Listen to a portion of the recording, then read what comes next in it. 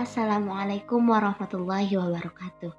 Nama saya Tesi Siti Nur Fitriani dari kelas 12 IPS akan menjelaskan tentang sumber-sumber hukum Islam yang muttafaq. Adapun pengertian sumber hukum Islam yang muttafaq adalah sumber hukum Islam yang telah disepakati oleh seluruh umat Islam. Macam-macam sumber hukum Islam yang muttafaq. Pertama, Al-Quran. Al-Quran adalah lafal berbahasa Arab yang diturunkan Allah Subhanahu wa Ta'ala kepada Nabi Muhammad melalui perantara malaikat Jibril yang sampai kepada kita secara mutawatir dan membacanya merupakan ibadah.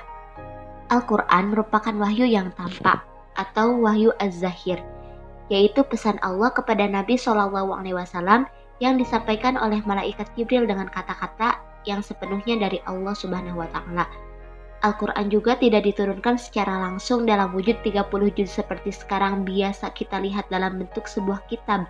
Ia diturunkan secara berangsur-angsur selama masa kenabian Rasulullah SAW. Dengan melihat Al-Quran, kita bisa mengetahui apa yang semestinya kita lakukan. Kita tahu mana yang baik dan buruk, mana yang halal dan mana yang haram, mana yang boleh dilakukan dan mana yang dilarang. Dilihat dari kejelasan maknanya, ayat Al-Quran terbagi menjadi dua, yaitu ayat muhkamat dan ayat mutasyabihat. Ayat muhkamat artinya ayat yang jelas maknanya. Kita tidak ragu lagi ketika memahaminya, dan juga terhindar dari kemunculan beberapa pendapat dalam memaknainya. Contohnya, perintah sholat dan puasa. Kedua, ayat mutasyabihat, artinya ayat yang tidak pasti arti dan maknanya, sehingga dapat dipahami dengan beberapa kemungkinan. Ayat mutasyabihat sifatnya zanniyah adalah yang artinya dalil yang hukumnya bersifat dugaan atau tidak pasti. Misalnya kata quru yang dapat berarti suci, dapat berarti pula haid. Kedua, as-sunnah. As-sunnah adalah wahyu internal atau wahyu batin. Wahyu internal disampaikan Allah kepada Nabi SAW. Dengan demikian, segala bentuk yang berasal dari Nabi Muhammad SAW, baik berupa perkataan, perbuatan, maupun pengakuan Nabi terhadap suatu peristiwa dapat dikatakan sunnah. Adapun macam-macam sunnah. Pertama, sunnah qauliyah. Qauliyah artinya perkataan. Sedangkan qauliyah yang artinya dengan perkataan. Sunnah qauliyah merupakan seluruh perkataan Nabi SAW. Perkataan Nabi tersebut didengar oleh sahabat dan diteruskan kepada tabi'in. Kedua, sunnah fi'liyah yang artinya perbuatan atau tingkah laku. Sunnah fi'liyah adalah semua perbuatan dan tingkah laku Nabi Muhammad SAW yang dilihat dan diperhatikan oleh sahabat disebut dengan sunnah fi'liyah. 3. Sunnah takririyah. Sunnah takririyah adalah sikap Nabi SAW terhadap suatu kejadian, perbuatan atau perkataan sahabat yang dilihatnya. Fungsi dan kedudukan as-sunnah.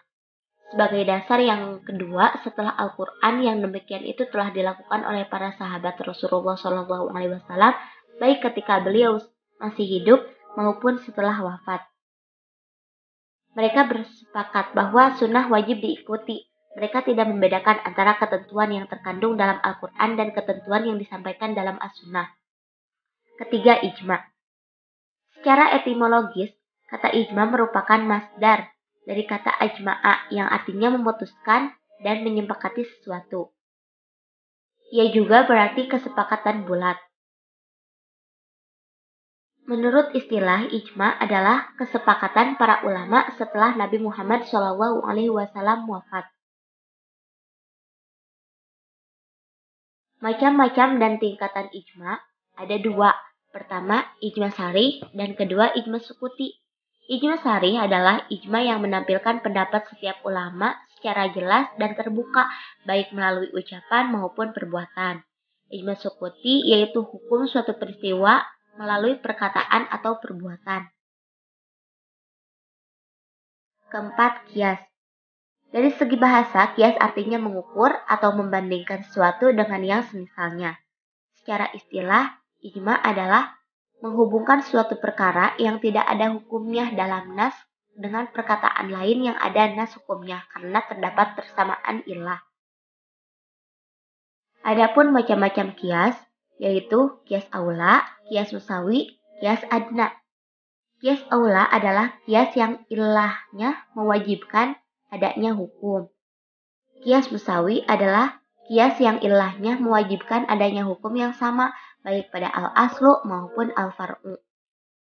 Kias adna yaitu kias di mana hukum al-far'u lebih lemah keterkaitannya dengan al-aslu. Rukun-rukun kias. Rukun kias terbagi menjadi 3. 1. Al-aslu, 2. Al-far'u, 3. Hukum asal. Al-aslu yaitu sesuatu yang sudah ada hukumnya. Al-far'u yaitu sesuatu yang baru dan tidak ada hukumnya.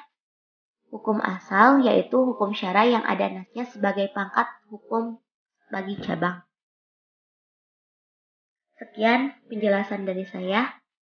Mohon maaf bila banyak kekurangannya. Wassalamualaikum warahmatullahi wabarakatuh.